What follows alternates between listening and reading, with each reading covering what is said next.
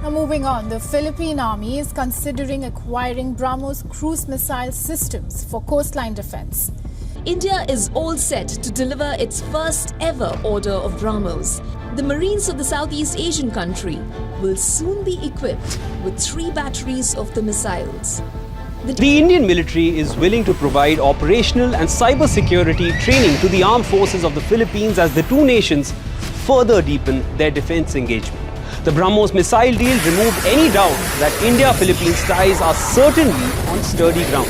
Ang Pilipinas ay umakyat na sa pang-34 na ranggo sa pinakamalakas na bansa sa buong mundo.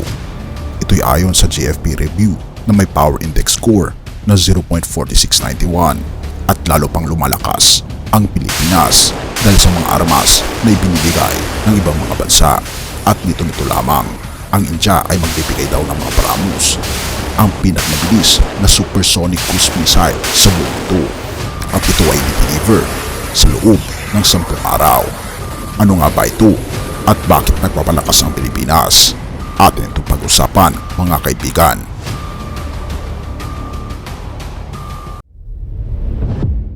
Kamakailan lamang ay nababalitaan natin na tumitindi ang tensyon ng Pilipinas at China sa West Philippine Sea at pinangangambahan din na magkakaroon ng World War III dahil sa tensyon sa Taiwan. Nagkaroon na rin ng babala si Putin para sa NATO dahil sa matinding tensyon buhat na nagkaroon ng digmaan sa Ukraine. Atin itong pag-usapan, mga kaibigan. Kaya nga pala mga kaibigan, kung nais nyo mag-donate sa ating channel ay hinihikayat kita na sumali sa ating membership club na kung saan mabe-benefit ka sa mga private chats, badges, gayon din makakatanggap ka ng ating free ebook na Steps to Christ. Ito ang isa sa mga pinakasikat na anti-stress na libro sa buong mundo ngayon. Salamat kaibigan sa inyong pagsuporta sa pag-join sa ating membership. At balik tayo sa ating topiko. Ang mga sistemang pang-ibabaw nito ay darating sa Pilipinas. Ang supersonic cruise missile na pinakamabilis sa mundo. Kasunod na ito i-deliver sa Marso. Ito ang kauna-unahang export order na napakalakas na pangako at ngayon ay nagkakaroon na ang Pilipinas sa kanyang arsenal. Dapat nga bang mag-ingat na ang China? Ang sumusunod na ulat ay magbibigay sa iyo ng higit pang impormasyon. Ang deal ay matagal nang napagkasunduan at dumating na ang oras na ito ay dapat ipadala. Ang pinakamabilis na supersonic na cruise missile na galing sa India. Ayon pa sa Gravitas, sa susunod na 10 araw, ang mga ground systems ito ay makakarating sa Pilipinas. Ang mga marines ng bansang ito sa Timog Silangang Asya ay magkakaroon ng 3 battery ng mga missile. Ang halaga ng deal ay $365 billion.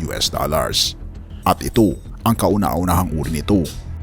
Isa itong makasaysayan para sa parehong India at Pilipinas. Para sa India, ito ang pinakamalaking foreign export agreement ng Defense Research at Development Organization at para rin sa Pilipinas dahil magkakaroon ito ng makapangyarihan na Brahmastra sa kanyang arsenal. Oo, Brahmastra, isang matindi at mabagsik na armas na binanggit sa mga Hindu scriptures. Ayon sa alamat, ang armas na ito ay may potensyal na sirain ang buong universo. Sa mga aklat at dula, matagal nang pinag-uusapan ang Brahmastra at ang BrahMos ay napakalapit dito. Tingnan lang natin ang kaya ng missile na ito. Maaari itong lumipad ng halos 3 beses ang bilis ng tunog kaya't halos imposible ito maabutan. Mayroon itong reach na 300 hanggang 500 kilometers na mas malayo kaysa karamihan sa mga cruise missile. Maaari itong magdala ng 250 kilograms na submunitions. At sa huli, nuclear capable din ang BrahMos. Ang isang buong pwersang preemptive nuclear strike ay maaaring pabagsikin ang kakayahan ng kalaban.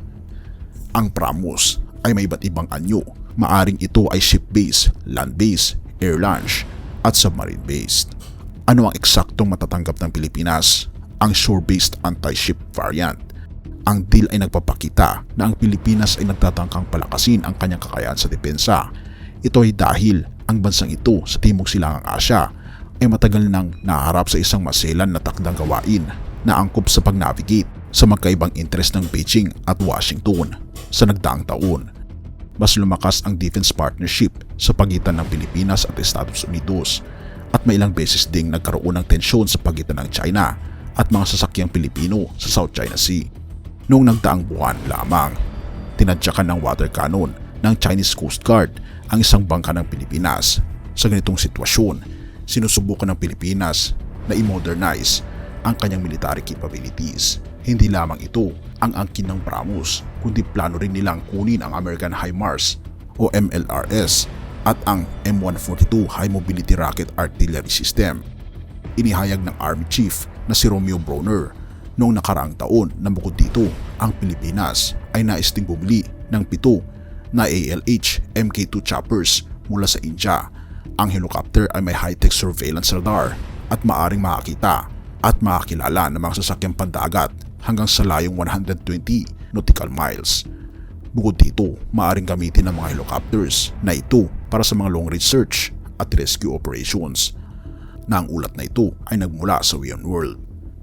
Mga kaibigan, tumitindi ang bakbakan at nagpapalakas ang mga bansa, maging ang ating bansa ay nagpapalakas ng depensa. Kaya naman masasabi ko, malapit na ang pagdating ng ating Panginoong Diyos. Tayo maging handa at talikuran ang ating mga kasalanan. Romans 13 verse 11. Dapat ninyong gawin ito dahil alam ninyong panahon na para gumising kayo, sapagkat mas malapit na ngayon ang oras ng ating kaligtasan kaysa nung una nang tayo sumampalataya kay Jesucristo. Kaibigan, malapit na ang pagdating ng ating Panginoong Diyos. Malapit na at gumising na tayo sa ating pagkakatulog. Purihin ang ating Panginoong Diyos at salamat kaibigan sa iyong panonood. Tayo manalangin. Ama naming banal, mga Panginoon naming Diyos, kami po'y lubos na nagpapasalamat sa inyo, sa inyong pong pagmamahal sa amin. Tulungan kaming mapatatag, Panginoon, ang aming pananampalataya sa inyo at magkaroon ng mas malalim na relasyon sa inyo habang kami, Panginoon, ay papalapit na sa inyo pong pangalawang pagparito. Salamat po, Panginoon, sa inyo pong pag-ibig sa amin at huwag niyo kaming hahayaan mawala. Patawarin po kami, Panginoon, sa lahat ng aming pagkukulang at pagkakasala, pagkat ito ay aming samot hiling sa matamis na pangalan ng aming Panginoon Jesus. Amen.